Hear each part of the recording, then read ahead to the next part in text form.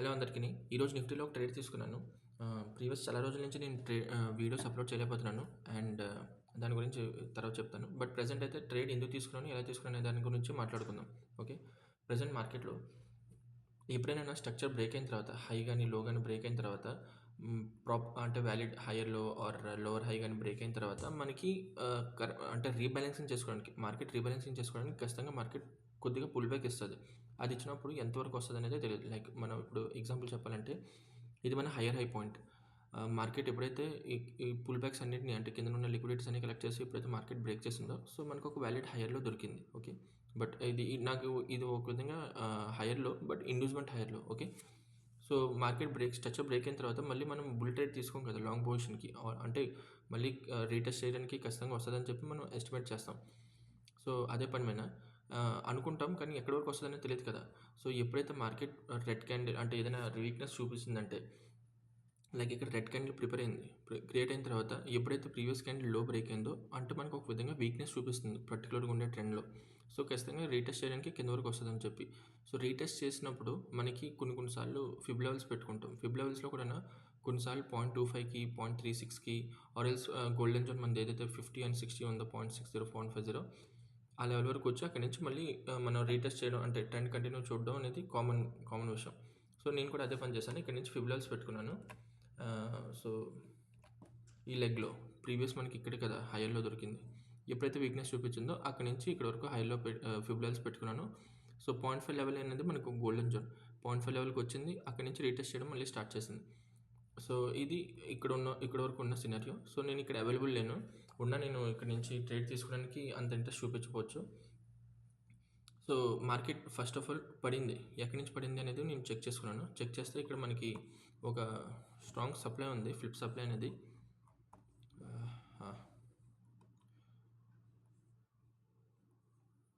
Okay. ఇక్కడ నాకు ఒక సప్లై ఉంది. ఓకే. ఈ క్యాండిల్‌లోని ఆ రోజు ఓపెన్ అయిన తర్వాత నాకు ఒక సప్లై క్రియేట్ చేసింది. ఆ సప్లైని ప్రాపర్‌గా మిటిగేట్ కూడా అవ్వలేదు. మిటిగేట్ కాకుండా అక్కడి నుంచే మనకు ఒక ఇండ్యూస్మెంట్ సప్లై అనేది క్రియేట్ చేసింది. అంటే ఈ క్యాండిల్ ఓపెన్ అండ్ హై నాకు ఇండ్యూస్మెంట్ సప్లై. సో ఇండ్యూస్మెంట్ సప్లైలో ట్యాప్ అయింది. అక్కడి నుంచి ఫాలో అవ్వడం స్టార్ట్ అయింది. అది కూడా పూర్తిగా ఆల్మోస్ట్ 99.9% మిటిగేషన్ అయిపోయింది. ఈ క్యాండిల్ చూడండి, రెడ్ క్యాండిల్. ఓకే. ఈ red candle high 239.90 and market ఎక్కడైతే నేను హారిజాంటల్ లైన్ పెట్టుకున్నానో 239.80. అంటే బాగానే మిటిగేట్ అయింది. ఆల్మోస్ట్ 99.9% మిటిగేట్ అయిపోయింది. ఓన్లీ 0.10 మాత్రమే మిగిలిపోయింది. సో అది ఫాలో అవ్వడం అక్కడ ఇండ్యూస్మెంట్ నుంచే ఫాలో అవుతుంది. సో ఇండ్యూస్మెంట్ ఏం చేయొచ్చు, జస్ట్ ఇండ్యూస్ మాత్రమే చేయొచ్చు. వ్యాలిడ్‌గా ఉన్న నా స్ట్రక్చర్ ఏదైతే వ్యాలిడ్ సప్లై ఏదైతే ఉందో దాన్ని మిటిగేట్ కూడా చేయలేదు. సో దీన్ని నేను కన్సిడర్ చేయట్లేదు. ఏదైతే ఫాలో వచ్చిందో అదొక వ్యాలిడ్ ఫాలో వచ్చింది. సో దానివల్ల నేను ట్రెండ్ రివర్స్‌లో అవుతుందని చెప్పి ఎక్స్‌పెక్ట్ అయితే చేయలేను. బట్ ఇండ్యూస్మెంట్ సప్లై నుంచి వస్తుంది అంటే మనం ఏమనుకోవచ్చు, ఇండ్యూస్ మాత్రం ఖచ్చితంగా చేయొచ్చు అని ఒక రూల్ ఉంది. ఇండ్యూస్మెంట్ సప్లై నుంచి కానీ వస్తే అది ఓన్లీ పర్టికులర్‌గా లిక్విడిటీ ఏదైతే ఫార్మ్ చేసిందో కిందన దాన్ని గ్రాబ్ చేసే అవకాశాలు ఎక్కువ ఉంటాయి. సో ఇక్కడ లిక్విడిటీ ఫార్మ్ చేసుకుంది ఏంటి, లైక్ ఓకే, ఇండ్యూస్మెంట్ సప్లై నుంచి ఫాలో అవుతున్నప్పుడు జస్ట్ కరెక్షన్ మాత్రం ఎక్స్పెక్ట్ చేయొచ్చు. సో మనకి ఇక్కడ నుంచి కరెక్షన్ వచ్చింది. అది ఫిబ్ లెవెల్స్ వరకు వచ్చింది. ఫిబ్ లెవెల్‌లో గోల్డెన్ జోన్ వరకు వచ్చింది. గోల్డెన్ జోన్ నుంచి మళ్ళీ రీటెస్ట్ చేసి మార్కెట్ ట్రెండ్ కంటిన్యూ స్టార్ట్ చేసింది. సో ఇక్కడ ఓకే, ఇక్కడ వరకు బాగానే ఉంది. ఆ తర్వాత మార్కెట్ ఫాలో అవుతున్నప్పుడు ఇక్కడ కూడా నాకు ఒక సప్లై క్రియేట్ చేసింది. అంటే ఇది ఒక విధంగా హడల్ అనమాట. ఎప్పుడైతే మార్కెట్ కిందకి వచ్చిందో మళ్ళీ రీటెస్ట్ చేసుకోవడానికి పైకి వెళ్ళినప్పుడు ఖచ్చితంగా ఇక్కడ కాసేపు కన్సోలిడేషన్ అయ్యో లేకపోతే హడల్ అయ్యి ఇది కానీ బ్రేక్ చేసిందంటే మళ్ళీ అక్కడి నుంచి మనం ట్రెండ్ కంటిన్యూ చేయొచ్చు కొత్త హైయర్ హైకి.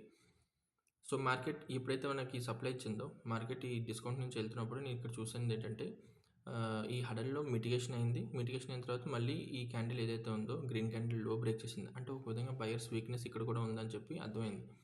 సో నేను లోవర్ టైం ఫ్రేమ్లో వెళ్ళి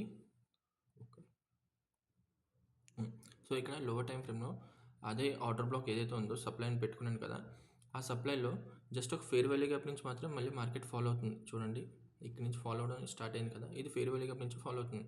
సో ఎప్పుడైనా fair value gap or inducement supply demand నుంచి ఫాలో అవుతుంది అంటే దాని అర్థం ఓన్లీ ప్రీవియస్గా ఉన్న లిక్విడిటీ కలెక్ట్ చేసుకోవడానికి మాత్రమే అది అక్కడి నుంచి కరెక్షన్ చేయొచ్చు.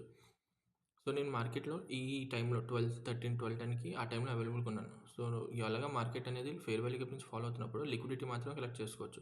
సో లిక్విడిటీ ఎక్కడ ఉంది, మీరు ఇక్కడ చూసినట్టయితే ఇదంతా ట్రెండ్ లైన్ లిక్విడిటీ. ఓకే. ఇదంతా ట్రెండ్ లైన్ లిక్విడిటీ. ఒక విధంగా ఇక్కడ లిక్విడిటీ క్రియేట్ చేసింది కాబట్టి, ఈ లిక్విడిటీని గ్రాబ్ చేసుకోవడానికి వెళ్ళొచ్చు అండ్ ఇక్కడ ఉన్న ఆర్డర్ బ్లాక్‌లో మిటిగేట్ చేయొచ్చు అని చెప్పి అనుకుంటాం. బట్ ఈ ఆర్డర్ బ్లాక్ ఏదైనా స్ట్రాంగ్ ఉందా అని చెప్పి ప్రీవియస్‌గా చూస్తే, ప్రీవియస్‌గా ఇక్కడ నుంచి వెళ్తుంది కూడాను ఒక ఇండ్యూస్‌మెంట్ డిమాండ్ నుంచి వెళ్తుంది. సో, ఇండ్యూస్‌మెంట్ డిమాండ్ ఏం చేయొచ్చు, ఇది కూడా ఒక ఫెయిర్ వాల్యూ గ్యాప్ కాబట్టి దీన్ని హై కూడా బ్రేక్ చేయొచ్చు. ఓకే. సో, ఈ సినారియోలో ఫస్ట్ సినారియో అంటే మనం వస్తుంది ఒక స్ట్రాంగ్ సప్లై నుంచి కాదు. ఏదైతే మేజర్ స్ట్రక్చర్ ఉందో జస్ట్ ఇండ్యూస్‌మెంట్ నుంచి వస్తున్నాం. అండ్ మళ్ళీ మార్కెట్ ఎక్కడి నుంచి ఫాలో అవుతుంది, జస్ట్ ఫెయిర్ వాల్యూ గ్యాప్ నుంచి మాత్రం ఫాలో అవుతుంది. సో, మ్యాక్స్ ఏమవుతదంటే మనం ఈ ఆర్డర్ బ్లాక్ ఏదైతే ఉందో అన్‌మిటిగేటెడ్ జోన్ వరకుని ఇక్కడ వరకు మనం టార్గెట్ పెట్టుకోవచ్చు. ఫస్ట్ టార్గెట్ అయితే. ఆ తర్వాత సెకండ్ టార్గెట్ ఈ లోని బ్రేక్ చేయించడానికి. ఎందుకంటే ఇది వెళ్తుంది కూడా ఇండ్యూస్‌మెంట్ డిమాండ్ నుంచి. ఓకే. ఇన్ కేస్ ఇక్కడ గాని ఎటువంటి సో, ఇన్ కేస్ ఈ లెవెల్‌కి వచ్చిన తర్వాత మనకేమైనా order black change same candle break చేయడం ఇలాంటివి ఏదైనా వస్తే నేను అప్పుడు దాన్ని బట్టి రివర్సల్ ట్రేడ్‌కి ప్లాన్ చేసుకోవాల్సింది. సో, ఇక్కడ మార్కెట్ చూడండి. ఈ ట్రేడ్ ఇప్పుడు ఫైనల్‌గా మన టార్గెట్ రీచ్ అయింది ఇక్కడ. ఏదైతే ఎంట్రీ తీసుకున్నానో. ఎందుకంటే మనం వస్తుంది లిక్విడిటీ కలెక్ట్ చేసుకోవడానికి మాత్రమే. ఇప్పటివరకు ఓన్లీ సెల్లర్స్ లిక్విడిటీయే కలెక్ట్ చేస్తుంది. బయర్స్ లిక్విడిటీ ఇంకా కలెక్ట్ చేసుకోలేదు. ఇదంతా ట్రెండ్ లైన్, ఇక్కడ కూడా ట్రెండ్ లైన్ లిక్విడిటీ ఉన్నది. అండ్ రీబాలెన్సింగ్ చేసుకోవడానికి వచ్చినప్పుడు కూడా మన 50% ఏదైతే ఉందో దాన్ని జస్ట్ ట్యాప్ చేసింది. ట్యాప్ చేస్తే అక్కడి నుంచి వెళ్ళిపోవాలని రూల్ ఏం లేదు. వెళ్ళేటప్పుడు కూడా ఒక స్ట్రాంగ్ డిమాండ్ నుంచి వెళ్ళాలి. ఇక్కడ ఎక్కడ డిమాండ్ ఏం నాకు కనిపించట్లేదు స్ట్రాంగ్ డిమాండ్. ఇక్కడ ఏదైతే పుల్ బ్యాక్ వచ్చిందో ఈ పర్టికులర్ పొజిషన్‌లో ఇక్కడ నుంచి మార్కెట్ అనేది హోల్డ్ అయ్యి ఈ లెవెల్ నుంచి వెళ్ళిపోయి ఉంటే బాగుండు. బట్ ఈ లెవెల్ ఇక్కడ బ్రేక్ అయిపోయింది. బ్రేక్ అయిపోయిందంటే ఈ ఇండివిజువల్ డిమాండ్ అయినా మినిమం రెస్పెక్ట్ చేయాలి. సో, ఈ లెవెల్ ఖచ్చితంగా బ్రేక్ అవుతుందని చెప్పి ఏదైతే ఈ డిమాండ్ ఉందో ఇది ఆల్రెడీ ఇక్కడ బ్రేక్ అయిపోయింది కాబట్టి ఖచ్చితంగానే ఈ లో కూడా ఎక్కడి నుంచి వెళ్ళట్లేదు. ఒక మిటిగేషన్ దగ్గర నుంచి వెళ్తుంది కాబట్టి నేను ఇక్కడ ఎంట్రీ తీసుకున్నా నిఫ్టీలో. అండ్ టార్గెట్ ఏమొచ్చేసి దీన్ని లో బ్రేక్ చేయడానికి పెట్టుకున్నా. సో, ఫైనల్‌గా 43 పాయింట్స్‌కి మనకి లెవెల్ బ్రేక్ అయిపోయింది. అండ్ ఇక్కడ ఇండ్యూస్‌మెంట్ డిమాండ్ ఉండేది. ఆ ఇండ్యూస్‌మెంట్ డిమాండ్ కూడా ఇక్కడ రెస్పెక్ట్ చేయలేదు. సో, ఇది టార్గెట్ రీచ్ అయింది. నేను 2 లాట్లతోనే చేశాను. జస్ట్ ఒక పేపర్ ట్రేడ్ మీకు చూపిస్తాను. కొనిన ప్రైస్ ఏమో ఆల్మోస్ట్ 129 కొన్నాను అండ్ సెల్ ప్రైస్ 144కి మార్కెట్‌లోనే అమ్మేశాను. చాలాసేపు కన్సల్టేషన్ తర్వాత ఇది మార్కెట్ ఈ టార్గెట్ ఇచ్చింది. లేదంటే యాక్చువల్లీ 2800 ఆ రేంజ్‌లో పోతుంది టార్గెట్ అయితే. So, okay. అండ్ ఇప్పుడు మార్కెట్ మనకి ఎక్కడి నుంచి మూవ్ అవుతుంది అది చూసుకుందాం ఒకసారి. So, okay. ఇప్పుడు మనకి బయర్స్ లిక్విడిటీ కలెక్ట్ చేసేసుకుంది ఇక్కడ. సో, మార్కెట్ ఇప్పుడు ఎక్కడి నుంచి మూవ్‌మెంట్ అవుతుందని చెప్పి చూసుకుంటే ఇప్పుడు కూడా మార్కెట్ అనేది ఒక ఫెయిర్ వాల్యూ గ్యాప్ నుంచి మూవ్‌మెంట్ అవుతుంది. సో, మార్నింగ్ మార్కెట్ ఏదైతే ఫస్ట్ స్వింగ్ క్రియేట్ అయిన తర్వాత ఒక కొద్దిగా హైయర్ టైమ్ ఫ్రేమ్‌కి వెళ్దాం మనం ఇప్పుడు. హ్మ్.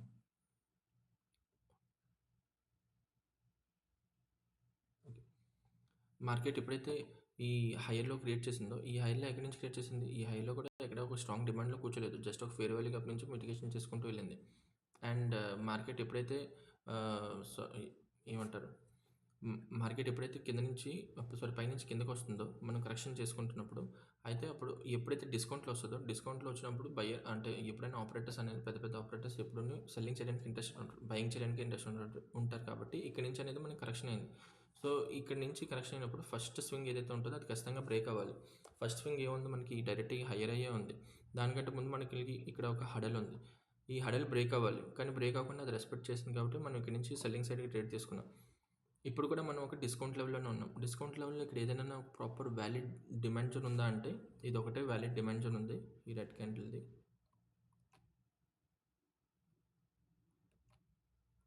సో, ఇది మన డిమాండ్ జోన్. అండ్ ఈ డిమాండ్ జోన్ రెస్పెక్ట్ చేసింది కాబట్టి మనం 1 మినిట్‌లోకి వెళ్దాం ఇప్పుడు. డెసిషన్ తీసుకోవడానికి. ఈ 1 మినిట్‌లో మనకేమైనా ఇక్కడ కంటిన్యూషన్ సప్లై ఏమైనా ఇక్కడ క్రియేట్ చేసిందా? దాన్ని గాని బ్రేక్ చేసిందంటే కంటిన్యూషన్ సప్లై బ్రేక్ అయిందంటే సెల్లర్స్ వీక్‌గా ఉన్నారని చెప్పి అర్థం. సో, మనం అక్కడి నుంచి ట్రెండ్ కంటిన్యూ చేయొచ్చు. మళ్ళీ హైయర్ హై ఏదైతే వచ్చిందో ఆ హైయర్ హైని బ్రేక్ చేయడానికి. సో, ఇక్కడ మనం వెతుకుదాం వాలిడ్ ఏదైనా కంటిన్యూషన్ సప్లై ఉందా లేదా అనేది. So, okay. ఇప్పుడు మార్కెట్ అనేది డిస్కౌంట్‌లో ఉంది కాబట్టి ఫస్ట్ టార్గెట్ ఏమవ్వాలంటే ఫస్ట్ టార్గెట్ దాని స్వింగ్ హైని బ్రేక్ చేయడం. సో, ఈ స్వింగ్ హైని బ్రేక్ చేయడం కంటేనా ఈ స్వింగ్ హైని బ్రేక్ చేయాలంటే ఇది ఒక విధంగా మనకు ఒక సప్లై. ఈ స్ట్రక్చర్ బ్రేక్ అయ్యే ముందు మనకి ఒక డిమాండ్ నుంచి సప్లై కన్వర్ట్ చేసి ఇచ్చింది. సో, ఇది గాని బ్రేక్ అయిపోయిందంటే మనం ఇంకా బుల్లిష్ ట్రెండ్‌కి ఎప్పుడైతే రీటెస్ట్ చేయడానికి ఈ లోవర్ టైమ్ ఫ్రేమ్‌లో వస్తదో అక్కడి నుంచి రీటెస్ట్ చేసుకుంటే హైయర్ హైని బ్రేక్ చేద్దాం. ఇన్ కేస్ ఇది హోల్డ్ చేసి మళ్ళీ మార్కెట్ బ్రేక్ చేసిందంటే మనం కంటిన్యూ చేస్తాం. ఏదైతే ఈరోజు డే లో ఉందో దాన్ని బ్రేక్ చేయడానికి. ఎందుకంటే ఈ హైయర్‌లో ఎక్కడి నుంచి రాలేదు. ఒక ఇంబాలెన్స్ నుంచి వచ్చింది, ఫెయిర్ వాల్యూ గ్యాప్ నుంచి వచ్చింది కాబట్టి దాన్ని బ్రేక్ చేయడానికి మనం టార్గెట్ పెట్టుకుందాం. ఓకే. ఎందుకు ఈ లోని బ్రేక్ చేయడానికి టార్గెట్ పెట్టుకుంది? ఎందుకంటే ఆల్రెడీ ఇక్కడ కంటిన్యూషన్ డిమాండ్ ఏదైతే ఉందో అది బ్రేక్ అయిపోయింది. సో ఆల్రెడీ బయర్స్ అనేది వీక్గా ఉన్నారని చెప్పి తెలిసింది. బట్ మనం ఓన్లీ ఒకదాని మీద డిపెండ్ అయి ఉన్నాం. ఎందుకంటే ఇప్పుడు డిస్కౌంట్లో ఉంది కాబట్టి ఖచ్చితంగా బయింగ్ వస్తూనే ఉంటుంది. ఆ బయింగ్ వచ్చినప్పుడల్లా సప్లై ఏదైతే ఉందో దాన్ని ట్యాప్ చేసిన తర్వాత మళ్ళీ రీటెస్ట్ అవుతూ ఉంటే మనం సెల్లింగ్ సైడ్కి వెళ్తూనే ఉందాం. సో వెయిట్ చేసి చూద్దాం. ఏమైనా ఇక్కడ ఫెయిల్యూర్ చూపిస్తుందంటే బయింగ్ది, సెల్లింగ్ సైడ్ స్ట్రాంగ్ ఉందంటే మనం అక్కడి నుంచి మళ్ళీ సెల్ చేద్దాం. ఒక విధంగా ఇక్కడ త్రిబుల్ టాప్, 4 టాప్స్, ఇన్ని మల్టిపుల్ టాప్స్ ఇక్కడ ఉన్నాయి. సో ఇక్కడ చాలామంది సెల్లింగ్ చేసి ఉన్నారు కాబట్టి ఇక్కడ లిక్విడిటీ ఉంటుంది ఖచ్చితంగా. సో వీళ్ళు లిక్విడిటీ హంట్ చేయడానికి ఖచ్చితంగా మార్కెట్ ఇక్కడ పైకి వెళ్ళి కొద్దిగా ఈ లెవెల్ ఎప్పుడైతే హై బ్రేక్ అవుతుందో అక్కడి నుంచి మళ్ళీ ఫెయిల్యూర్ చూపించడం స్టార్ట్ కూడా అవ్వచ్చు. బట్ ఇది ఒక విధంగా బ్రేక్ అవ్వకూడదు. ఇది బ్రేక్ అయిందంటే సెల్లర్స్ వీక్గా ఉన్నారని చెప్పి అర్థం. సో ఇక్కడ నేను ఖచ్చితంగా ఈ లెవెల్కి వచ్చిన తర్వాత ఓకే, ఈ క్యాండిల్ ఎలాగ హై బ్రేక్ ఇక్కడ ఫెయిల్యూర్ చూపిస్తుందంటే నేను కొద్దిగా ఒక రిస్క్ తీసుకుంటాను. ఒక విధంగా అయితే కౌంటర్ ట్రేడ్ అయినా నేను ఒక రిస్క్ తీసుకుంటాను సెల్లింగ్ సైడ్కి. దీని మీద హై మీద నేను మార్కెట్ ఎస్ఎల్ పెట్టి ఈ లో ఏదైతే వచ్చిందో దీన్ని బ్రేక్ చేయడానికి. సో నేను ఇక్కడ డైరెక్ట్గా సెల్లింగ్ చేశాను. ఆల్రెడీ మీకు చెప్పాను ఇది ఒక ఫ్లిప్ సప్లై.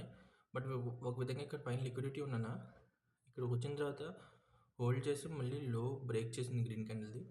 సో నేను అక్కడ ఎంట్రీ తీసుకున్నాను. స్టాప్ లాస్ మాత్రం సేఫ్గా నేను పైన పెట్టుకున్నాను. అండ్ ఈ లో వెళ్తుంది జస్ట్ ఒక ఫెయిర్ వాల్యూ గ్యాప్ నుంచి. సో వెయిట్ చేసి చూద్దాం మన టార్గెట్ రీచ్ అవుతుందో లేదనేది. సో యాజ్ ఎక్స్పెక్టెడ్ పైన ఇక్కడ లిక్విడిటీ ఆల్రెడీ చాలా జనరేట్ చేసిందని చెప్పే కదా. సో ఆ లిక్విడిటీ కలెక్ట్ చేసుకుని నీకు ఖచ్చితంగా ఇక్కడికి వెళ్తుంది. బట్ ఇది ఫెయిల్ అవ్వకూడదు అనుకున్నా, అందుకనే సెల్లింగ్ సైడ్కి నేను ఒక ట్రేడ్ తీసుకున్నాను. ఇక్కడ ఫెయిల్ అయిన తర్వాత కూడా జస్ట్ ఆ పైన ఉన్న లిక్విడిటీని మొత్తం కలెక్ట్ చేసుకొని మళ్ళీ ఫెయిల్యూర్ చూపించింది ఇక్కడ. సో అందుకే నేను వెయిట్ చేశాను. లిక్విడిటీ కలెక్ట్ చేసిన తర్వాత హోల్డ్ చేస్తుందా అంటే పైన సస్టైన్ అవుతుందా లేదా అనేది. సస్టైన్ అవ్వలేకపోయింది. సో నేను ఇక్కడ రిస్క్ తీసుకోవాలనుకోవట్లేదు, ఎందుకంటే ఇది ఒక విధంగా స్ట్రాంగ్ సప్లై ఉండేది కంటిన్యూ చేయడానికి. బట్ అది ఫెయిల్ అయింది. అప్పుడు నేను ఏం చేస్తానంటే కాస్ట్ టు కాస్ట్ కానీ ఇదిగోండి ఈ లెవెల్ ఏదైనా లేదంటే ఈ బ్లాక్కి ఆర్డర్ బ్లాక్ ఏదైతే ఉందో దీన్ని మిటిగేట్ చేయడానికి వచ్చినప్పుడు నేను ఎగ్జిట్ చేసేస్తాను ఎంతైతే అంత ప్రాఫిట్లో. ఓకే, ఇది ఇప్పుడు పర్టికులర్గా ఈ టైం ఫ్రేమ్లో చూసినట్టయితే మనకి ఇక్కడ ఒక వీక్నెస్ చూపిస్తుంది. బట్ హయ్యర్ టైం ఫ్రేమ్ ప్రకారం చూస్తే మనకి మార్కెట్ ఎక్కడి నుంచి అయితే పైకి వెళ్ళిందో ఇది కూడా ఇది ఒక ఇండ్యూస్మెంట్ కాబట్టి మనకి డిమాండ్ ఇది ఒకటే ఉంది, అది కూడా వ్యాలిడ్ డిమాండే. ఆ డిమాండ్లో ఇంకేమైనా రీఫైన్ వర్షన్ చూసుకున్నా లేదంటే మళ్ళీ దాని కింద ఇలాగ ప్రతిసారి మల్టిపుల్ ట్రేడ్స్ తీసుకున్నాం కంటేనా ఒక స్ట్రాంగ్ మనకి ఏదైతే అనిపిస్తుందో అప్పుడే తీసుకోవడం బెటర్. సెల్లింగ్ సైడ్కి వెళ్ళాలి అన్నప్పుడు ఇంతసేపు కన్సల్టేషన్ పెట్టకుండా మార్కెట్ వెంటనే ఫాలో అవ్వాలి. బట్ సెల్లర్స్ ఒక విధంగా వీక్గా ఉన్నారు. సో ఏదైనా ఒక చిన్న స్ట్రాంగ్ డిమాండ్ అయినా ఫేర్ వాల్యూ గ్యాప్ అయినా ఏదో వచ్చినా మార్కెట్ అక్కడి నుంచి మూమెంట్ అయిపోవచ్చు. సో నేనైతే ఆ రిస్క్ తీసుకోవాలనుకోవట్లేదు, ఎందుకంటే ఇక్కడ ఫెయిల్యూర్ అయింది కాబట్టి. అందుకే నేను ఎంతైతే ప్రాఫిట్ వస్తుందో అంత ప్రాఫిట్ నేను బుక్ చేసుకుంటాను. ప్రజెంట్ అయితే కొద్దిగా లాస్లో నడుస్తుంది, ప్రాఫిట్ ఆల్మోస్ట్ కాస్ట్లో నడుస్తుంది.